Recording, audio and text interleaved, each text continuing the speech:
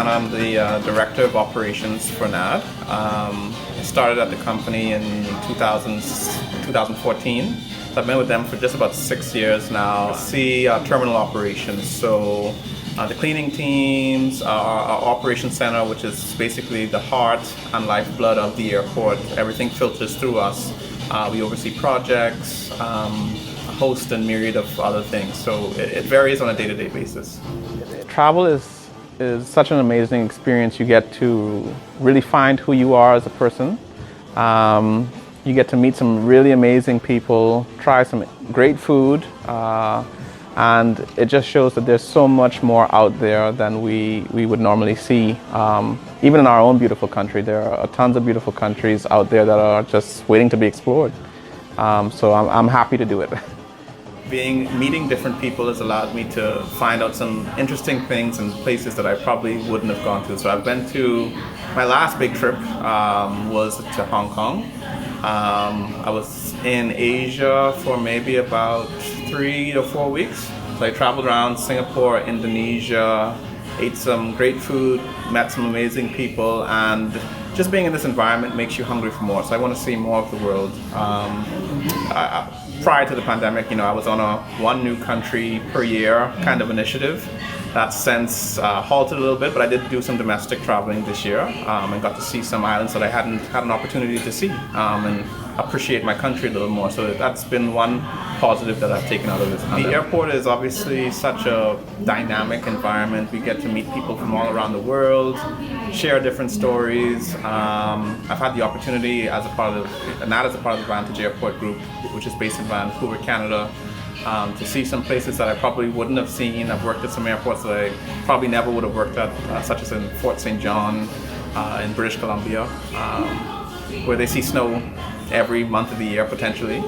And just being at the airport makes me so proud, want to be Bahamian, to see the airport come to the place where it is now.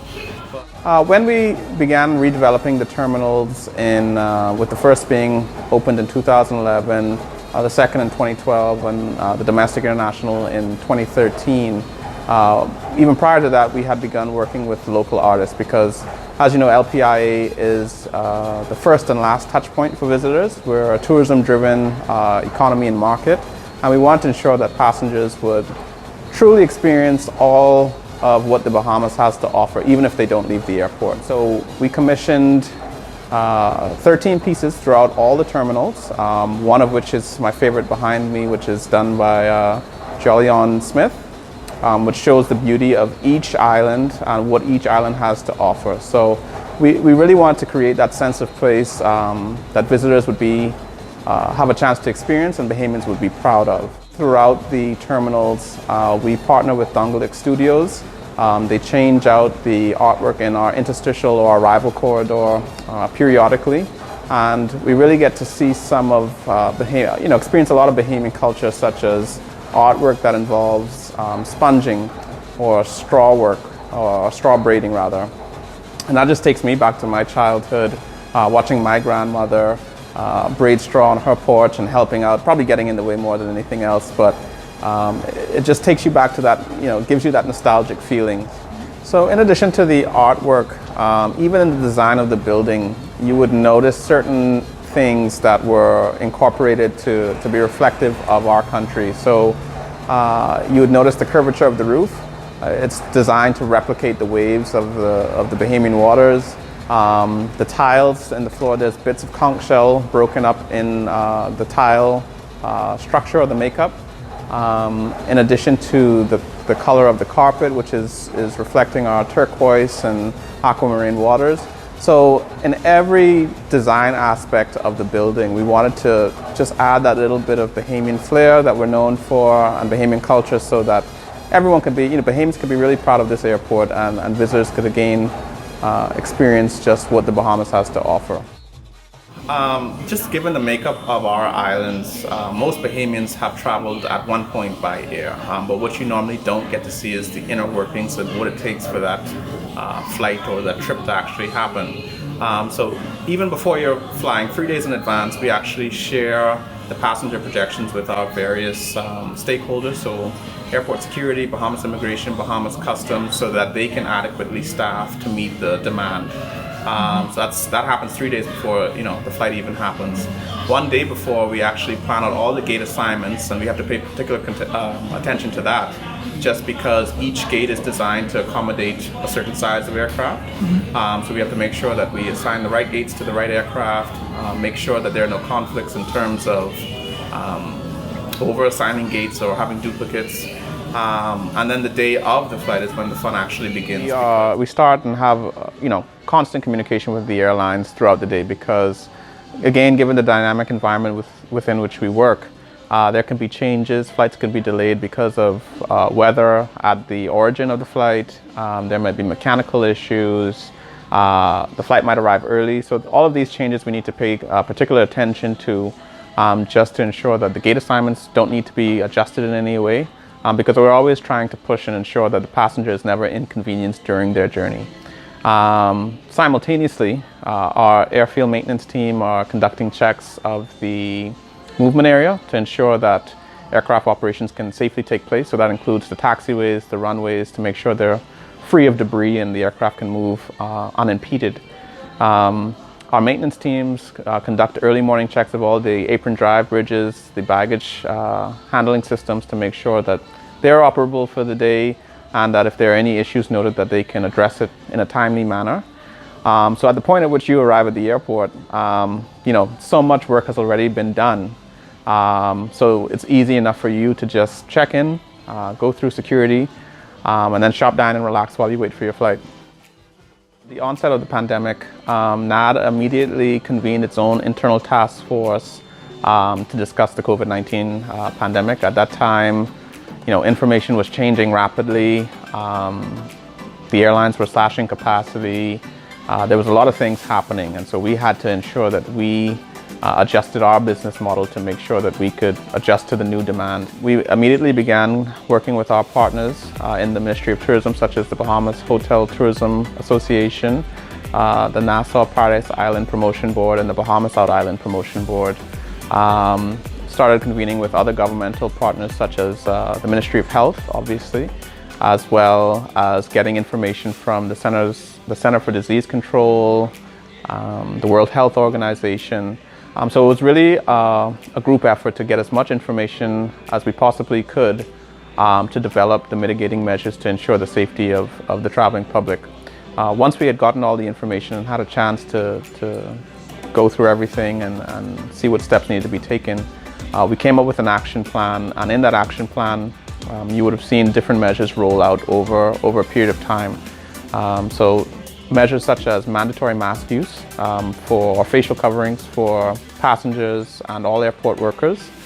Enhanced cleaning efforts began as soon as the pandemic started to spread quickly. We recognized that we needed to enhance our cleaning efforts, and so we focused on high touch points such as countertops, elevator buttons, escalator handrails, doorknobs, and we also purchased mist sprayers and electrostatic sprayers to help us enhance our cleaning efforts. We also mandated that the airport be limited just to essential airport workers and ticketed passengers only. As much as we know that people like to come in and wish their loved ones off, we wanted to ensure that we could provide as much space for physical distancing. We also put down social distance markers to assist airport workers and passengers with where to stand, to ensure that they had as much space as possible. We also implemented plexiglass barriers to limit the contact between the airport workers and the passengers.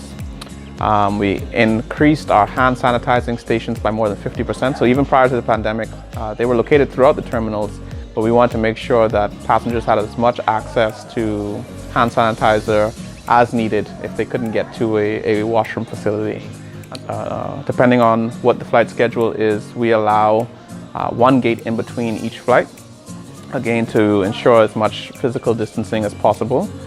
We're also nearing completion of the installation of a fourth baggage carousel, and so when passengers would arrive into the country and waiting for their bags, we also space one carousel in between based on the flight activity and where operationally feasible to again provide as much physical distancing to persons. One of the other things we also did was we took part in Airport Council International's health accreditation. So ACI was an independent body. Them, along with the International Civil Aviation Organization, had provided some recommendations and guidelines of which to ensure the safety of the traveling public. And so we took part in that process. We achieved our health accreditation in September, and it just shows that we are committed to ensuring that our facilities are safe and as hygienic as possible. Right now we're in the midst of the COVID-19 pandemic.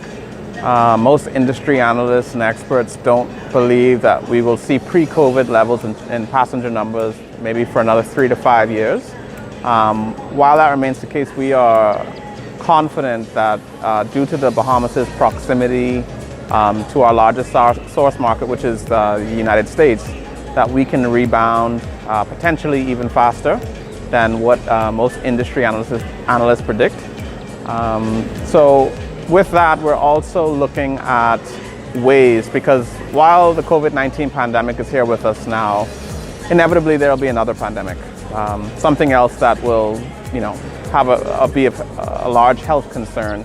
And so we're looking at innovations and technologies that will safeguard us into the future so that we can see less disruption. Some of these things might include decentralized operations, so potentially allowing you to check in at areas to be determined, utilizing your mobile phones to interact with airport equipment such as check-in kiosks. We're looking at potentially using biometrics to again reduce that physical touch point, or at least have it to your own device, as well as decentralizing operations. So potentially you might be, if you're a visitor, you could potentially check in at your hotel, have your bag delivered to the airport, and all you simply need to do is then go through the normal process of security and then boarding your flight. So all of these options are on the table right now, and we're working vigorously to figure out which options are the best for us. I'm extremely confident that about the Bahamas and its ability to recover from the COVID-19 pandemic and about its future.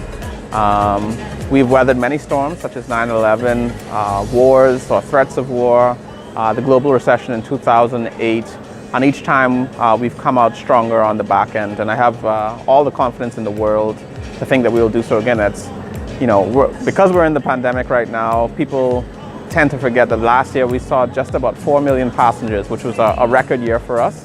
And with new properties coming online, new initiatives being pushed in the Family Islands, we're very confident that we will begin to see a rebound in the not too distant future.